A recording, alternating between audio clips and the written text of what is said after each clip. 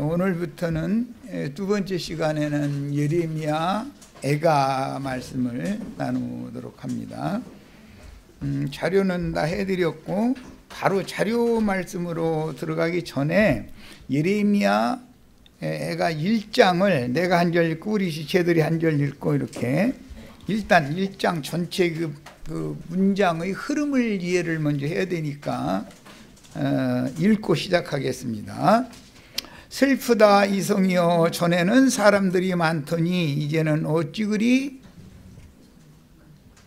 적막하게 앉았는고, 전에는 열국 중에 크던 자가 이제는 과부같이 되었고, 전에는 열방 중에 공주였던 자가 이제는 강제 노동을 하는 자 같이 되었도다.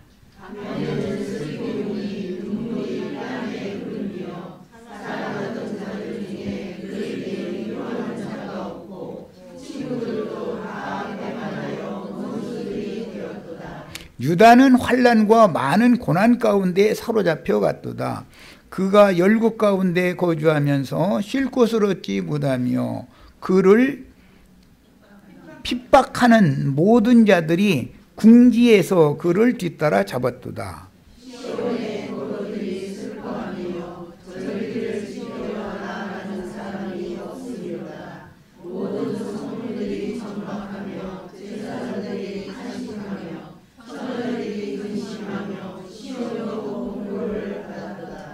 그의 대적들이 머리가 되고 그의 원수들이 형통함은 그의 죄가 많음으로 여호와께서 그를 곤고하게 하셨습니다.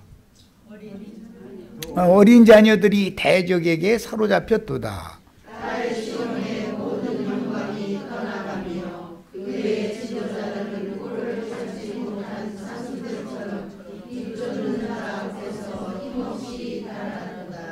예루살렘이 환난과 유리하는 고통을 당하는 날에 옛날의 모든 즐거움을 기억하였으며 그의 백성이 대적의 손에 넘겨졌으나 그를 돕는 자가 없었고 대적들은 그의 멸망을 비웃는도다.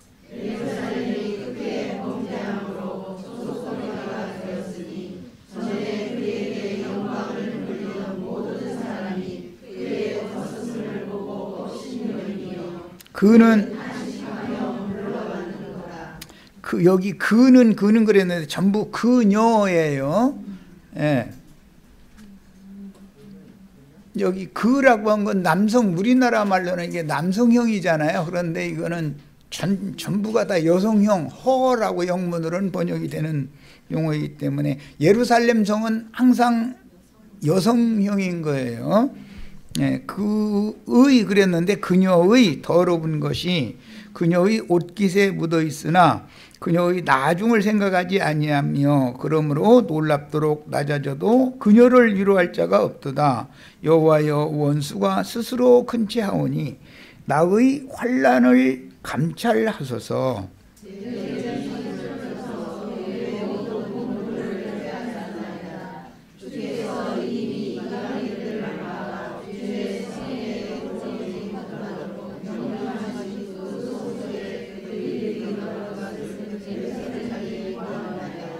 예, 여기까지 읽겠습니다.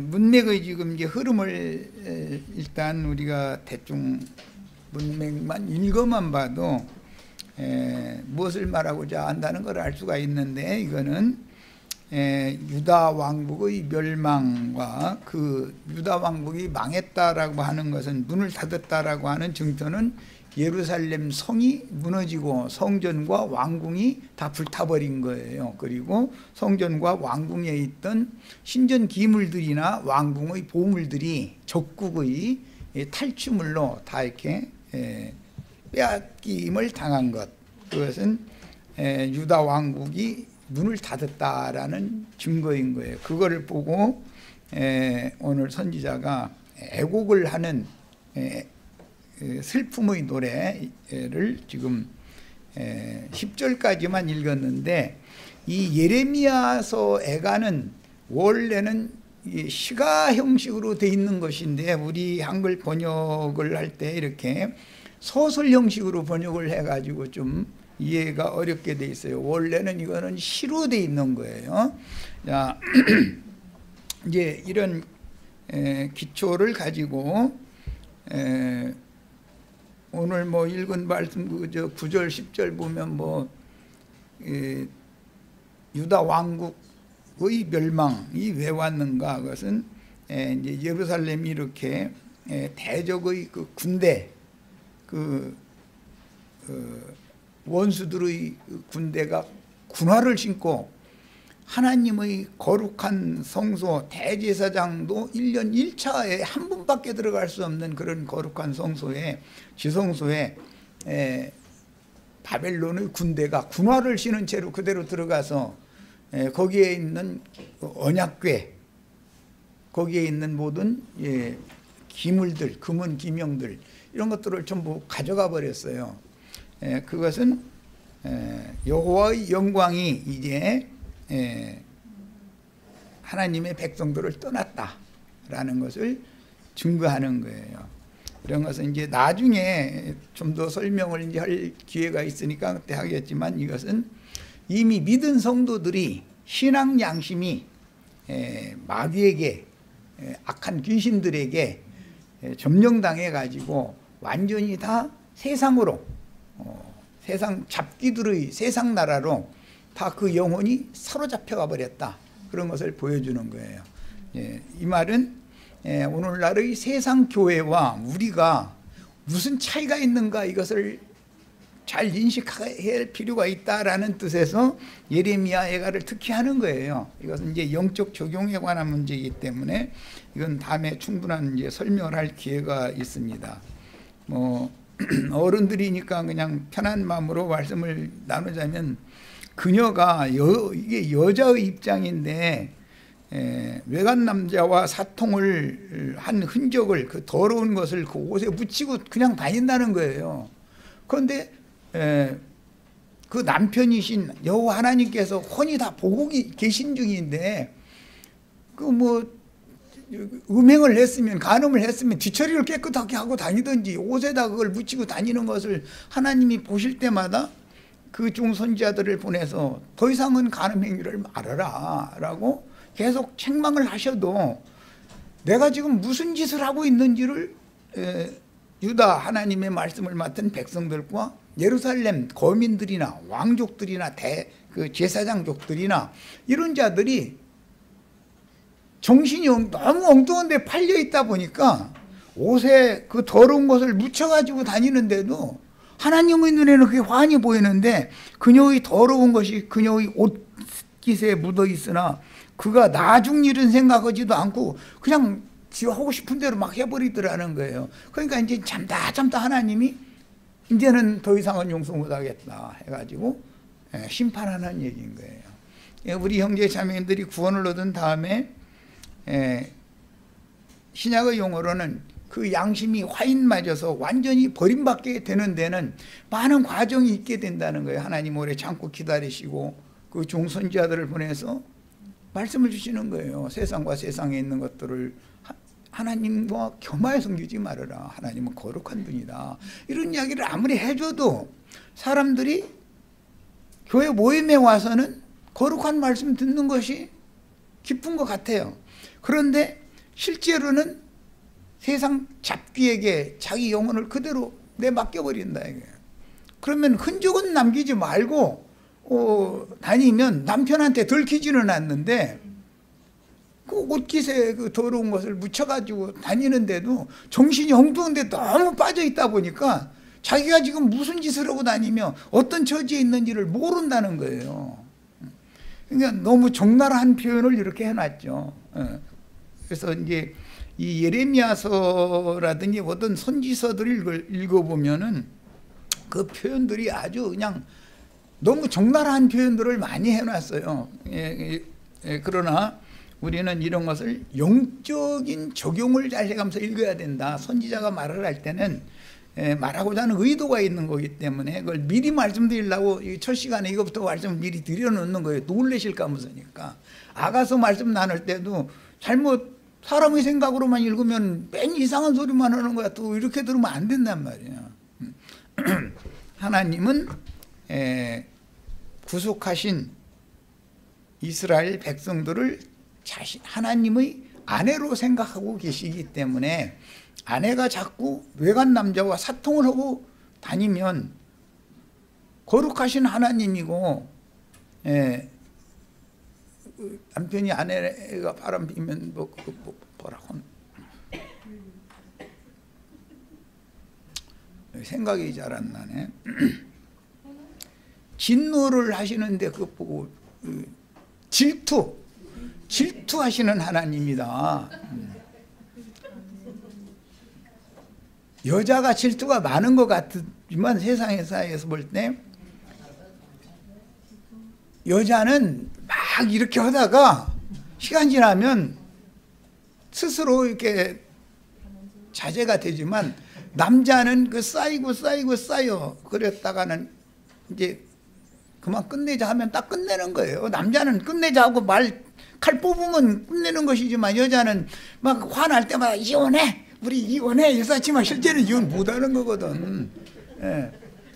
이것이 성경 이야기 그대로 나오는 이야기예요. 그러니까 이제 말하고자 하는 의도를 잘 이해를 하시라고 서원에서 이 말씀을 미리 드려두는 거예요. 그래야 오해를 안 하니까 앞으로 이런 선지자의 그 시에는 이런 적나라한 표현들이 너무 많이 나오는데 그런 것이 실제로는 영적으로 피로 사신 귀한 영혼들이 우리가 다 그리스도의 것이 됐잖아요. 그런데 다시 세상신 마귀에게 가서 뭐 누구에게는 돈에게, 누구에게는 출세에게, 누구는 하여튼 어떤 남자, 건강한 남자라면 다 좋아하는 거예요.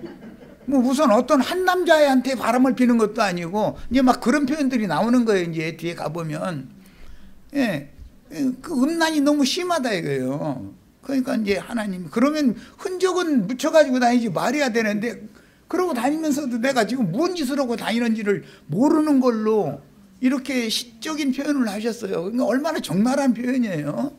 그러나 우리는 이런 말씀을 읽을 때는 이게 모두 성경이라는 것은 구원을 얻는 지혜를 주시는 목적으로 이게 기록이 된 거기 때문에 성경을 읽을 때 육신의 눈으로 읽어가지고 하면 해석이 안 되는 거예요. 그러니까 이걸 이해를 먼저 잘 하시길 바랍니다. 이제 자료로 들어갑니다. 예레미야의 애가를 이해하기 위해서 예레미야의 일생과 유다 왕국의 멸망기 약 22년 반 정도, 유다의 성군 하면은 맨 먼저는 다윗이 있고 그 다음에는 히스기야가 있고 그 다음에는 요시야가 있어요. 이 세 분은 이제 그 유다 왕국의 성군이다 이렇게 학자들도 이렇게 표현을 하죠. 그런데 마지막 성군이었던 요시야의 아버지가 므낫세죠. 므낫세의 죄 때문에 실제는 지금 유다 왕국이 망하는 거예요. 그러는데 요시야가 갑자기 전사를 하게 됐어요. 무기토 골짜기에서. 그때 당시 이제 국제 정세는 북쪽에는 아수르가 있고 동쪽에는 바벨론이라고 하는 아주 작은 어떤 힘으로 일어나는 어떤 신흥국이 일어나고 있는 중이고 남쪽에는 항상 세계를 제패하고 있던 애굽이 있어요. 그런데 아수르가 애굽과 좋은 관계를 내내 가지고 있다가 그 무렵에 유다가 멸망할 무렵에는 아수르가 애굽에 대해서 반기를 든 거예요. 그러니까 애굽이 정벌을 이제 하기 위해서 애굽 왕 바로 느고가 북진을 하게 된 거예요. 그러면 당연히 팔레스타인 땅을 지나가야 아시리아를 공격할 수가 있으니까, 오늘날은 이제 시리아죠. 거기를 공격할 수가 있으니까 애굽에서 군사를 일으켜 가지고 거기로 가겠다. 그런데 요시야 왕이 무기토 골짜기라고 하는 그 왕의 대로라고 하는 그곳을 지나가야만 그 군사 도로였기 때문에 하는데 거기 협곡에 가서 막은 거예요. 애굽 대군을. 그러니까 몇 번 전령을 보내가지고 막지 말아라. 나는 너희를 간여하거나 너희를 정벌하거나 그럴 생각이 없고 아시리아를 지금 시리아를 정벌을 하러 가는 것이다. 그런데도 시리아와 좋은 관계를 맺고 있었던 요시야 왕이 막은 거예요. 그런데 애굽의 대병을 유다의 작은 군사력으로는 당할 수가 없는 거죠. 해서 거기에서 전사를 하게 됐어요. 그게 아마겟돈 골짜기라는 곳이에요. 그 요시야 왕이 죽은 곳. 그런데 요시야 왕이 이렇게 갑자기 이제 죽으니까 국가적인 비상사태가 벌어진 거잖아요. 유다 왕국에서는. 그러면 왕이 갑자기 죽으면 나라의 위를 하루라도 변화두면 안 되잖아요. 그 후사 아들을 즉시 출상을 치름과 동시에 왕위를 세워야 되는 것이거든요. 그런데 이제 그때 요시야의 그 왕후가 하무달이라고 하는 정비가 있었고 후비가 또 있어요. 후궁이죠. 그 사람 비가 아니니까. 그 왕비가 있으면 궁이라고 그러죠. 후궁 이렇게 말하죠. 그런데 정비는 아들을 빨리 낳지를 못한 거예요. 그런데 후궁이 아들을 먼저 낳아요. 그 후궁이 낳은 아들은 여호와하스라는 사람이고 정비가 난 아들은 여호야김이라고 그래요. 엘리야김이라고 그러죠. 히브리 말로는 엘리야김이라고 그래요. 그런데 그러면 왕을 빨리 세워야 되는데 그때는 누가 모든 주도권을 갖고 있느냐면 황후의 주도권이 있는 거단 말이에요. 황후가 아들을 못 낳았으면, 정비가 아들을 못 낳았으면 후궁의 몸에서 난 아들이라도 세워야죠. 그렇지만 후궁이 세우는 건 아니고 왕비가 명령해서 세우는 거예요. 그것은. 그런데 왕비가 늦게라도 자기 아들을 낳았으니까 당연히 자기 아들을 왕으로 세우는 거죠. 이제 상황이 이렇게 급박하게 돌아가던 때예요. 요시야의 전사로부터 시작해서 시드기야라고 하는 유다의 마지막 왕이 잡혀가서 죽기까지 그게 약 22년 반 정도의 시간이 걸려요.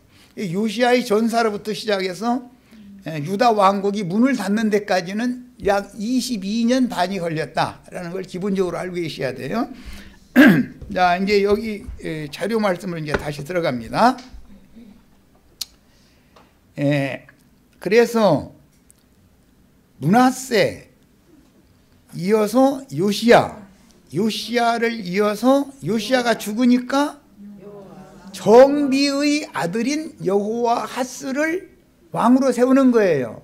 그런데 여호와하스는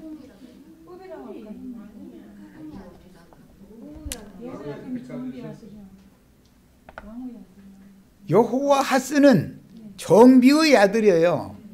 나이가 2살이 적어요. 후비의 아들인 여호야김이 실제로 보자면 여호와하스보다 나이가 2살이 많은 형인 거예요. 이복 형이죠. 그런데 므낫세 다음에 요시야가 전사를 하니까 바로 정비의 아들인 여호와하스를 세운 거예요. 이건 국법에 따라서 세운 거예요. 국법이 형이고 동생이고를 따지는 것이 아니라 적자냐 서자냐를 가지고 따지는 거예요. 나이가 이보다 더 어렸어도 적자를 세우는 것이지 서자를 세우는 게 아니에요. 만약에 서자의 모후인, 모후도 아니지만 서자의 어머니인 후궁이 만약에 대신들을 끼고 돌아가지고 자기의 아들을 왕위에 앉히려고 했다 그런 건 반역이기 때문에 몰리면 역모로 몰려서 둘 다 죽는 거예요. 그럼 그때는 가만히 쥐죽은 듯이 가만히 있어야 돼요. 그때 뭔가 잘못 행동했다가는 죽는 것이거든요. 이 나라의 위를 물르는 이때는 굉장히 날카롭고 예민하거든요, 사람들이.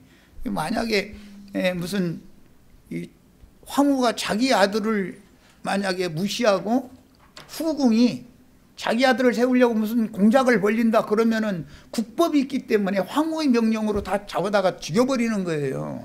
이렇게 하는 거예요. 이게 이제 이 원리를 아셔야 돼, 기본적인 원리를.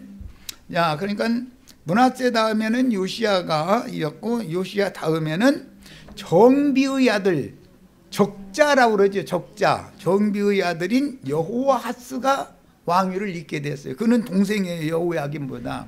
그런데 여호와하스를 애굽이 사로잡아서 애굽으로 끌고 가버렸어요.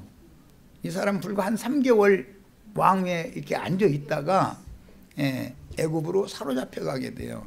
그 대신 애굽 왕이 후궁의 아들인 여호야김이라는 사람을 위에 딱 올려놓는 거예요. 그렇게 하는 목적은 왜 그러느냐? 애굽 왕이 팔레스타인 땅을, 이스라엘 나라, 유다 나라를 자기 손아귀에 쥐고 애굽 왕이 좌지우지하겠다는 뜻인 거예요. 그런데 이제 애굽 왕이 아시리아와 전투를 하러 올라가서 접전을 하는 중에 아시리아가 뒤로 신흥국인, 오늘날 이제 이라크지요, 바벨론을 불러들이는 거예요.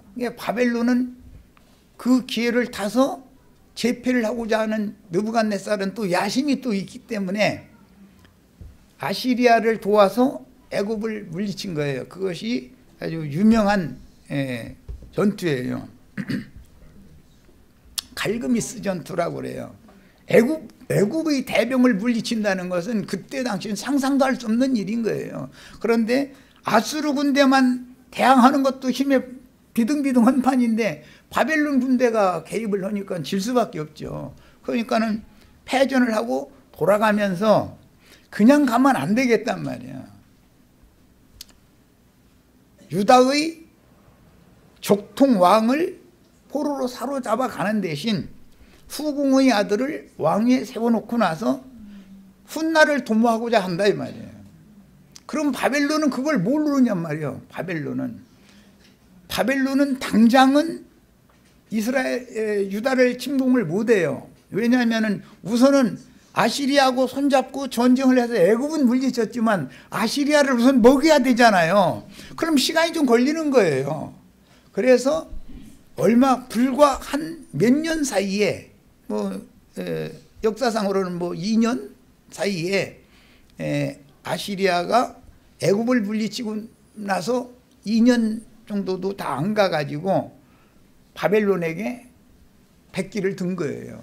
바벨론이 통일을 해버리는 거예요. 중동 지역을 전체를. 자, 그러면은 애굽 왕이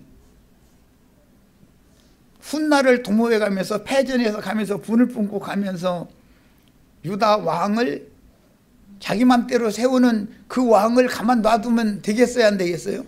바벨론으로 봐서는 위험하잖아요. 그 사람이 친애굽주의를 자꾸 하니까 친바벨론주의를 하기 위해서 회유를 아무리 해도 안 듣는다. 그러면 이제는 치는 수밖에 없는 거예요. 바벨론은 자꾸 일어나는 세력이었고 애굽은 지금 쇠퇴해가는 세력이었기 때문에 세상의 정세라는 것은 이걸 잘 생각을 해야 돼요. 우리도 지금 우파 좌파 어느 나라나 난 이제 다 그런데 우리도 우파 좌파 얘기해가지고 국론이 분열돼가지고 통일이 안 되죠. 항상 물고 먹잖아요. 그런데 그때 당시도 그랬어요.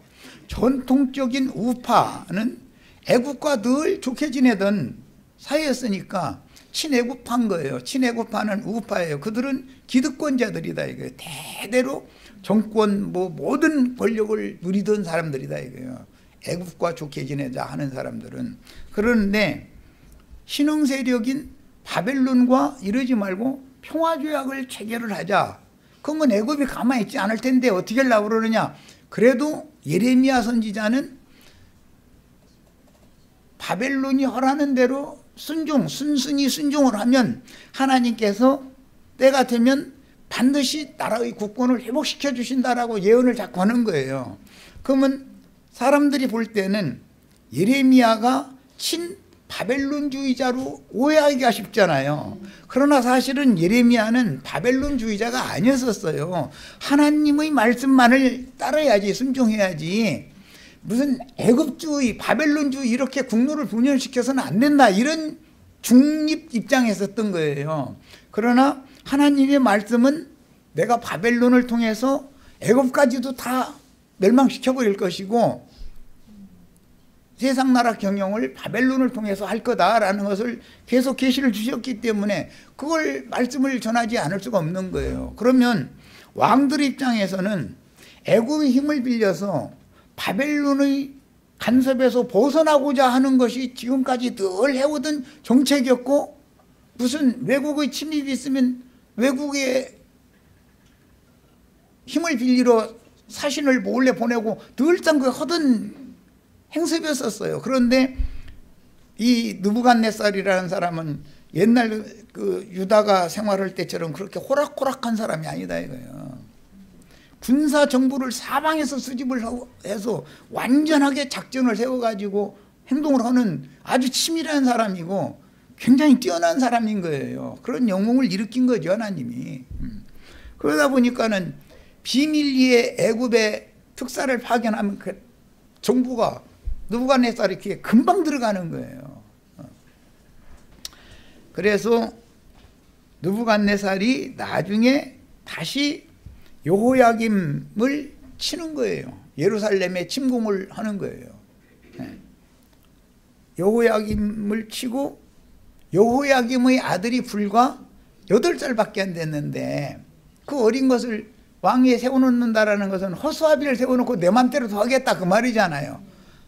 그 앞에 애굽 왕 바로가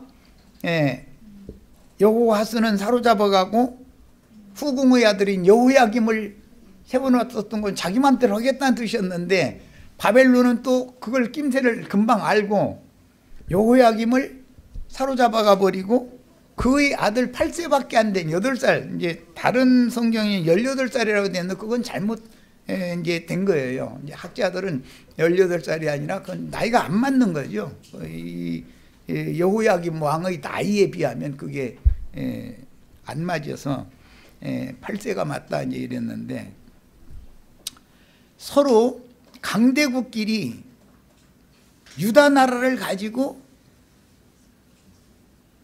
거점을 삼으려고 그러는 것이죠.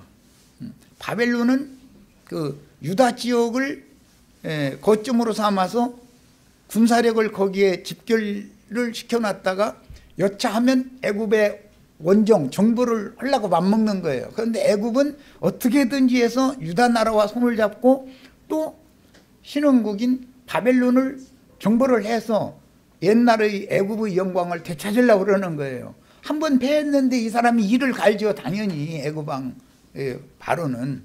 그래서 지금 국제 정세가 예를 들어서 우리의 입장으로 본다면 남한과 북한이 이렇게 나뉘어져 있는데 북쪽에는 러시아와 중국이, 남쪽에는 미국과 일본이 이렇게 서로가 우리 맘대로 보동을 못하는 거예요. 국제 정세에 의해서 좌지우지 되잖아요. 우리는 약소국이기 때문에 이런 상황과 똑같아요. 그러다 보면 국론이 통일이 될 수가 있어요, 없어요? 안 되는 거예요. 예레미야처럼 신흥국인 바벨론이 하는 대로 순순히 복종하고 항복을 해야 된다라는 그런 예언을 하면, 그 하나님이 그렇게 예언을 하라고 해서 하는 거지만, 그렇게 하면은 우리나라식으로 하자면은 종북 좌빨이 되는 거예요. 그렇잖아요. 좌측 사람, 우측 사람들이 볼 때는 이것은 좌측 빨갱이가 되고 되자 하는 소리밖에 더 돼요. 그러다 보니까 갈등이 어마어마한 거예요. 나라가 망하려면 꼭 이렇게 되는 거예요. 이게 국론이 통일이 안 되면은 힘이 나올 수가 없는 것이거든요. 아무리 이렇게 하는 것이 옳아도, 예를 들어서 예레미야 선지자의 예언에 따라서 정책을, 외교 정책을 바벨론과 평화협정을 맺는 것이 사실은 하나님이 하라는 대로 맞는 거예요. 그러나 기존 세력을 그 대대로 누려오던 우측 사람들이, 우파 사람들이 생각할 때는 이것은 완전히 좌파가 일어나가지고서 나라를 뒤집어 풀려고 하는 걸 수밖에 안 보인단 말이에요. 그러다 보니까 갈등이 안 일어날 수가 없는 거죠. 그런데 예레미야 선지자는 친애굽주의를 말하는 것이 아니라 그들이 듣기에는 친바벨론주의를 말하는 걸로 들린다, 이게 자꾸. 그런데 예레미야 선지자는 예레미야 37장에 보면은 또 애굽에 항복하려고 그러는 거 아니야? 그러니까 망령되다, 어디 내가 무슨 바벨론한테 항복하고 그런 말이냐. 하나님을 의지하고 하나님이 말씀을 이렇게 하셨으니까 하나님이 하라는 대로 하자는 뜻이지, 내가 무슨 놈의 친바벨론주의자로 이렇게 나를 매도하느냐, 이렇게 항의하는 말이 나와요. 그걸 보면 그때 당시에 얼마나 어마어마한 갈등이 있었는지를 알 수 있는 거예요. 강대국 사이에 끼면 그럴 수밖에 없는 거예요. 약소국이라는 건 이론이 분분하고 나름으로 다 할 말이 다 있는 거거든요. 그 사람 말 들으면 그 사람이 맞고 이쪽 편 말 들으면 이쪽 편 말이 맞거든요. 그렇게 돼서 국론 통일이 안 되면 망하는 거다. 우리나라도 이런 걸 주의해야 되는데 너무 국민들이 깨어있지를 못하는 거예요. 우리 성경을 아는 사람들이 보면 답답하죠. 왜 저렇게 자기 주장만을 세우려고 그러고, 그게 사실은 알고 보면 자기네들의 기득권을 유지하고자 하는 소린 것이지 국가와 나라를, 국민들을 위해서 하는 말들이 아닌 거거든요. 자기네들의 정권을 유지하고 자기네들이 부귀영화를 계속 누리고 이런 것 때문에 그런 소리를 하는 거예요. 실제는 그게 국가를 위해서 또는 국민들을 위해서 그러는 게 아닌 거거든요. 그래서 예레미야가 보는 관점은 그렇단 말이에요. 지금 내가 지금 얘기하는 말 잘 이해를 하셔야 돼요.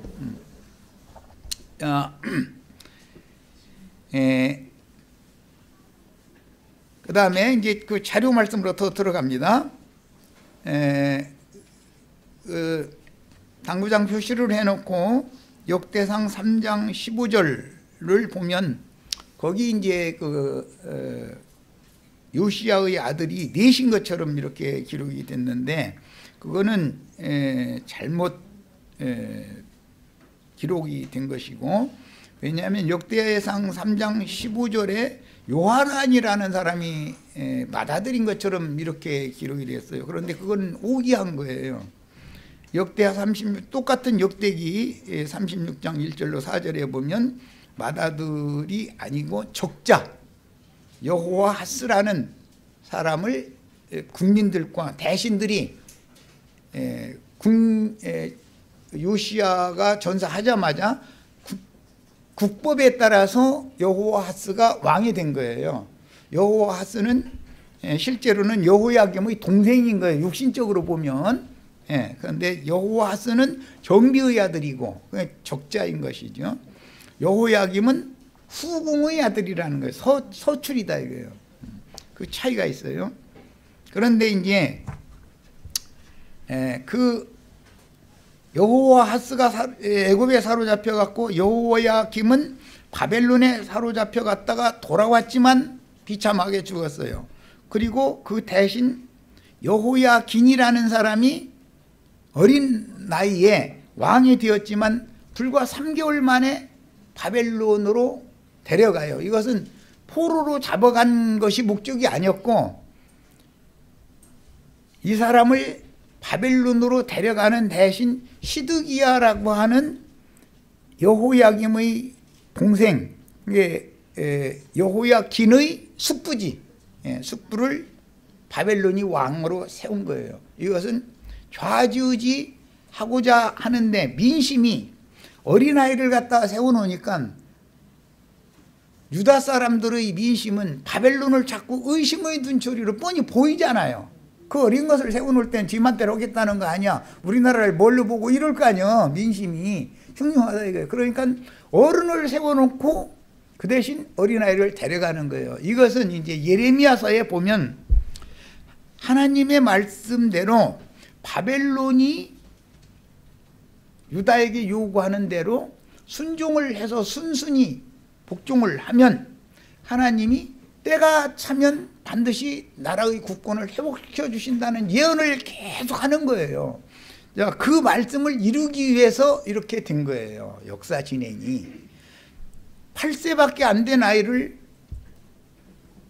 시드기야나 이런 장성한 사람을 끼고 도는 국민의 여론이 나쁘잖아요. 8살밖에 안 된 아이를 세워놓으니까 위험하잖아요.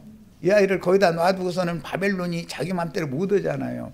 만약에 그때 암살이라도 일어난다든지 그러면 바벨론을 전 국민이 이제 우리나라를 너희가 이렇게 야심 정복하기 위해서 야심을 이렇게 보인 거 아니냐 해가면서 전 국민이 분을 품고 덤비면 정복을 못 할 거 아니에요. 거기다 대고 애국가 손잡고서 한 거 하면 안 되잖아요. 그래서 이런 정변이 또 일어난 거예요. 예.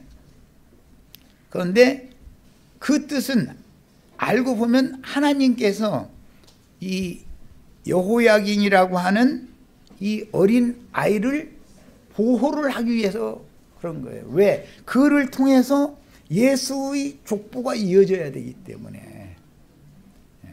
이 여호야긴을 통해서 나중에 70년이 지난 후에 돌아온 무리의 왕성이 누구냐면 스룹바벨이라는 사람이죠.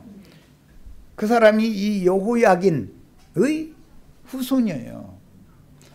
그 스룹바벨의 후손이 예수님이잖아요. 자, 그러고 이제 마태복음에 보면 여호와하스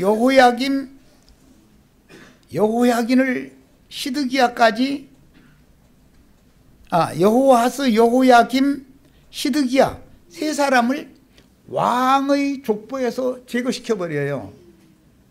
실제는 역사상에는 요시야 다음에 여호와하스 다음에 여호야김 다음에 여호야긴이 세워졌는데 여호야긴은 불과 3개월 만에 바벨론으로 데리고 가서 거기서 37년 만에 머리를 들게 하고 모든 포로국의 왕들보다 맨 윗자리에 올려놓고 대우를 해줘요. 그리고 그는 아들이 8인가 9인가 낳았어요. 이 여호야긴을 통해서.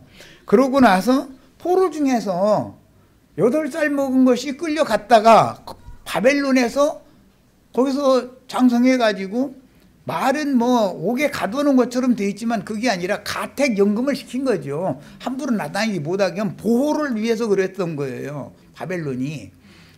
그리고 그가 장성해가지고 아들을 8인가 9인가 근데 확실하게 잘 기억이 8인 것 같다 낳았어요. 그 중에 그 후사 장손으로 쭉 이어진 사람이 예수님의 계보를 이루게 되는 거예요. 여호야긴의 후손으로 이어지는 거예요. 자, 그리고 여호와하스 여호야김 시드기야는 마태복음 예수님의 족보에서는 빠져버리는 거예요. 이 여호야긴이라는 사람은 히브리어로는 고니야 혹은 여고냐라고 그러죠. 마태복음 1장에는 여고냐라고 돼 있죠. 요시야의 아들 여고냐라고 돼 있지만 실제로는 손주단 말이야. 요시야의 아들 여호야김의 아들이 고니야기 때문에 요시야의 실제로는 손주죠. 그런데 마태복음에는 요시야의 아들인 것처럼 이렇게 기록을 해놨어요. 그런데 그것은 예수님의 족보가 즉 하늘에 속한 왕권, 장자권이 어떤 계통을 통해서 어떻게 흘러가나 이것을 지금 말하고자 하는 것이 목적인 거예요. 성경을 읽을 때는 이게 굉장히 중요한 말이에요. 장자권, 후사권을 누가 이어가느냐 그 말이에요. 8살 먹은 것이 후사권을 이어간다라는 건 우리가 생각하면 있을 수 없는 일 같으죠. 그러나 하나님은 다 망해가는 나라의 8살 먹은 이 어린 것을 통해서도 그 씨를 유전시키게 만들 수 있는 분이다. 우리가 지금 구원 얻은 것이 어떤 구원인지를 잘 생각해 보셔야 돼요. 이렇게 비밀스러운 거예요. 자, 그 다음에 예레미야를 이제 눈물의 선지자라고 칭하는데 예레미야는 아나도소의 제사장 hil기야의 아들로서 20세 때 요시야 왕 13년 선지자로 부름을 받아서, 예레미야는 제사장 지파, 레위 지파 중에서도 제사장 계보에 속하는 아론의 직계손에 속하는 후손이었었던 것이죠. 예레미야는 제사장이에요. 그러니까 신분이 그 아나돗 출신이다 그러는데, 아나돗이라는 곳은 베냐민 지파에게 할당된 땅의 도피성이었어요. 이스라엘은 12지파에게 땅을 분배를 해줬는데, 그 중에 동편의 세 성읍, 서편의 세 성읍에서 도피성으로 레위인들을 위한 기업을 내줬어야 되는 거예요. 그런데 베냐민 기업에서 제사장들을 위해서 내놓은 도피성, 거기가 아나돗이에요. 거기 아나돗 도피성에는 제사장들이 사는 거니까 아나돗 출신 제사장의 아들이 예레미야였어요. 그의 신분에 대해서 알아야 되겠고, 그 다음에 그가 사역을 하던 시대, 유다의 멸망기의 역사에 대해서 아셔야 돼요. 오늘은 역사에 대해서는 많이 다루지 않고 예레미야라는 사람에 대해서 많이 이제 다루려고 그러는데, 다음 시간에 이제 역사를 좀 다룰 수밖에 없어요. 그러나 지금 이제 대략 말씀드린 그런 국제 정세와 상황이 이랬다는 것은 알고 있어야 된단 말이에요. 자, 그 다음에 아나돗의 제사장 hil기야라는 사람의 아들로서 20세 때 요시야 왕 13년에 선지자로 부름을 받아서, 예레미야는 혼인을 하지 않은 독신이지요. 바울과 같이 독신이었었어요. 예레미야의 일생을 보면 바울의 일생과 너무 닮아 있어요. 자, 그 다음에 요시야 왕이 갑작스럽게 이제 전사를 하니까 유다의 멸망기까지 대략 얼마 기간이 지난다겠죠? 22년 반이 지나는 거예요.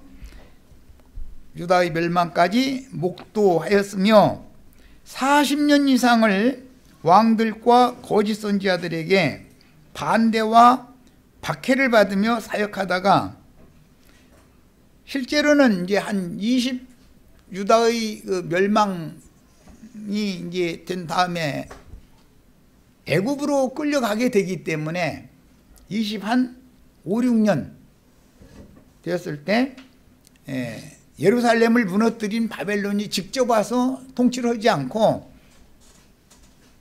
유다 사람을 시켜서 총독을 세워가지고 통치를 하는 거예요, 바벨론이.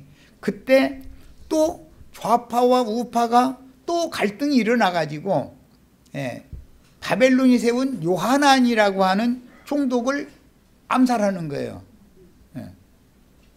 그런데 같은 우파 사람이었던 요하난이라는 사람이 총독을 암살한 그 에돔 족속, 그 사람 이름이 뭔데, 그 사람을 또 죽여버리고 권세를 잡았어요. 그러면 바벨론이 이제는 가만 놔두지 않겠잖아요. 바벨론이 세운 총독을 암살했으니까 가만 놔두겠어요. 그러니까 그 사람은 당연히 자기가 항상 주장하고 있던 친애국주의자고 기득권자니까, 오늘날로 말하면 친미주의자들 같은 거지, 우파 사람이죠.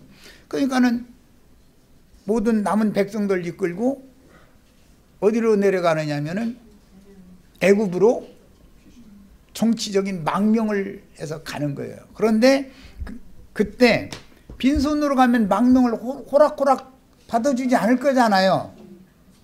바벨론과의 눈치도 있고. 그런데 그럼 어떻게 하면 돼요?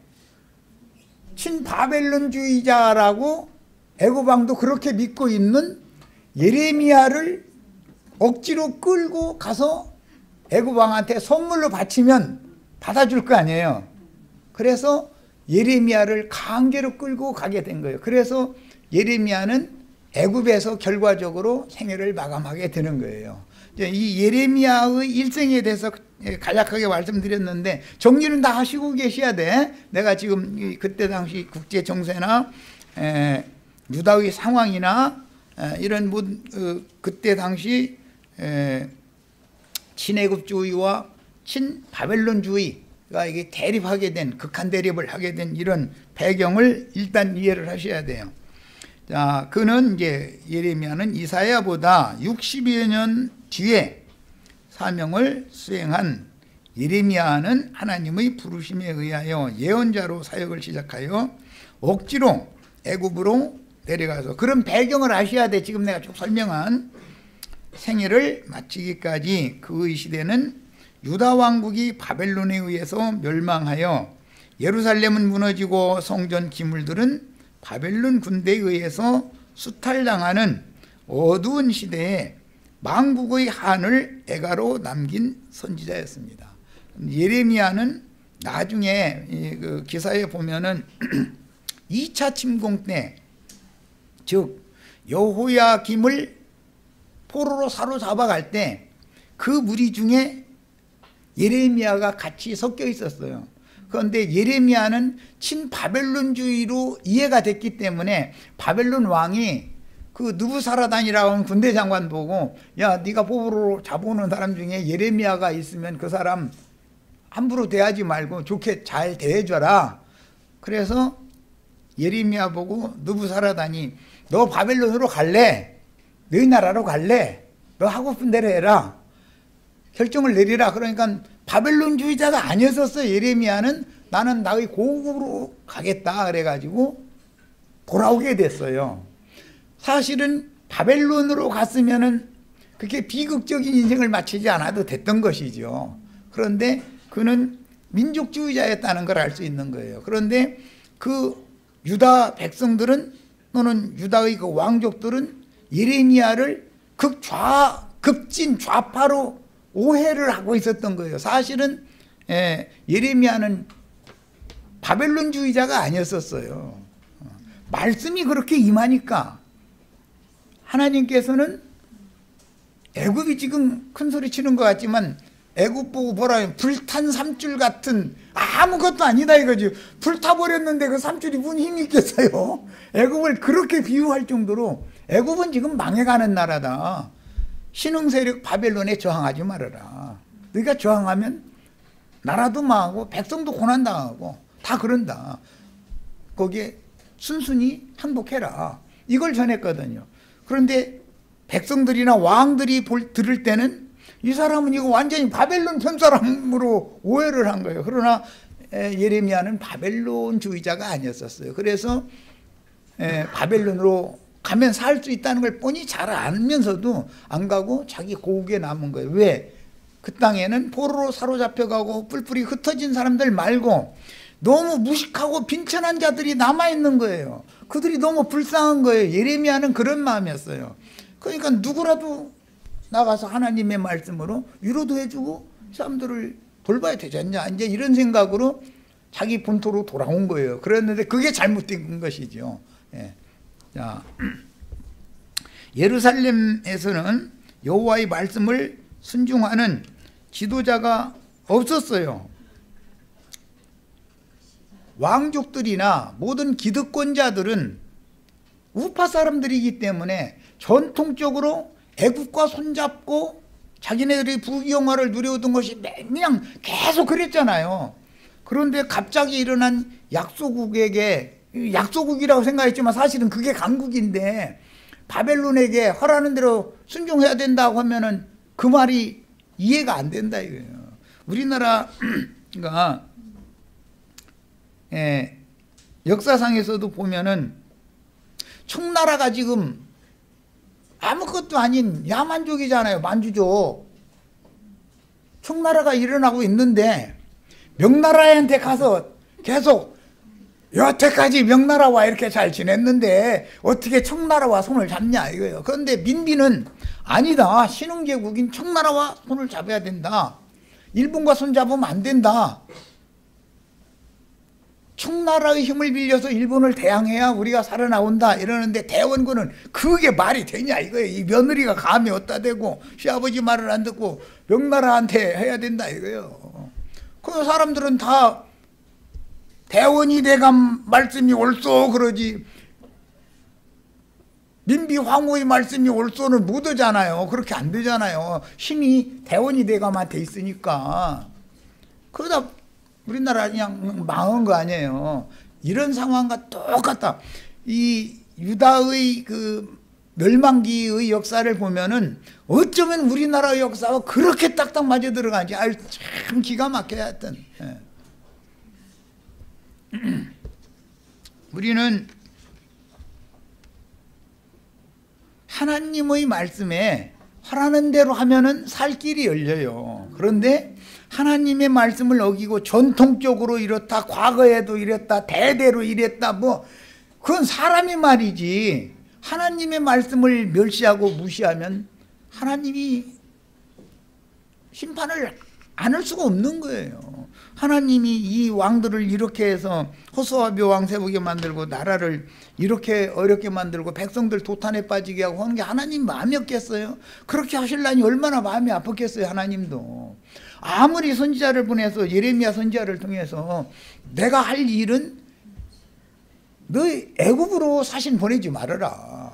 애굽이 너희를 절대 도와주지 못한다. 그런데 중간에 또 보면은 애굽이 군사를 일으켜요 또 해가지고 출병을 했다가 그 소리를 듣자마자 예루살렘을 에워싸고 있던 바벨론 군사가 물러가요. 또 전쟁을 왜냐하면 오랜 기간 동안 원종에 시달려 있고 군수물자를 본국에서 다 실어와야 되고 그런 전쟁 준비가 급하게 돼 있는 상태가 아니었기 때문에 안 된다 해서 철병을 하게 되는 거예요. 그러니까 이제 우파가 이제 이거 봐라 이거야. 이거 애굽이 지금 군사를 일으켜서 우리를 도와주려고 하고 있는데 그런데 선지자가 애굽은 불탄 삼줄과 같아가지고 절대 너희 도와주지 못한다. 애굽은 다시 돌아갈 거다. 애굽군은 여기 오지 못한다.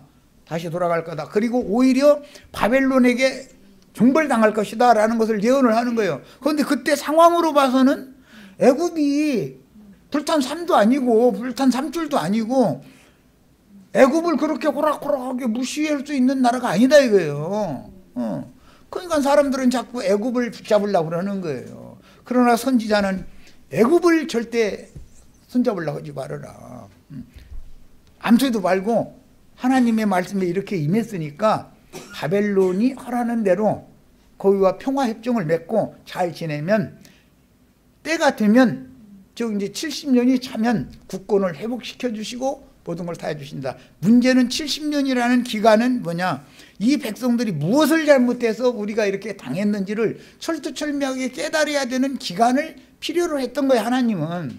그런데 말씀을 자꾸 어기니까 어차피 망하는 나라에다가 징벌을 갑절로 더 받는 7배 이제 뭐 이 예가서에 보면 7배로 징벌을 이제 받는데 사서 받은 거예요. 사서. 그래서 하나님 말씀을 어기면 인간사, 개인사도 그렇고 교회도 그렇고 나라도 그렇고 징벌을 더 엄하게 받을 수밖에 없는 거다. 상황이 급해도 하나님의 지금 상황으로 봐서는 우파 편을 드는 것이 맞는 것 같지만 하나님의 말씀에는 그게 아니다 그러면은 하나님의 말씀을 따라야 되는데 그때 당시 현실적으로는 예레미야의 말을 신임해 주는 사람이 누가 있냐 이거예요. 예레미야가 얼마나 박해를 많이 받는지 몰라요. 갇히기도 많이 하고 매도 많이 맞고 꼭 바울 사도와 똑같아 아주 하는 거 보면은 그랬어요. 그런 상황이 그랬어요. 이제 나도 이제 가끔 세상 돌아가는 말씀을 가끔 섞어서 말씀을 나누면서 하나님의 말씀을 우리는 순종해야지 무슨 미국을 의지하려고 한다거나 중국을 의지하려고 한다거나 외세를 의지하려고 해서는 안 된다 이거예요. 하나님께서 뭐라고 말씀하시는가를 귀를 기울여야 된다 우리는.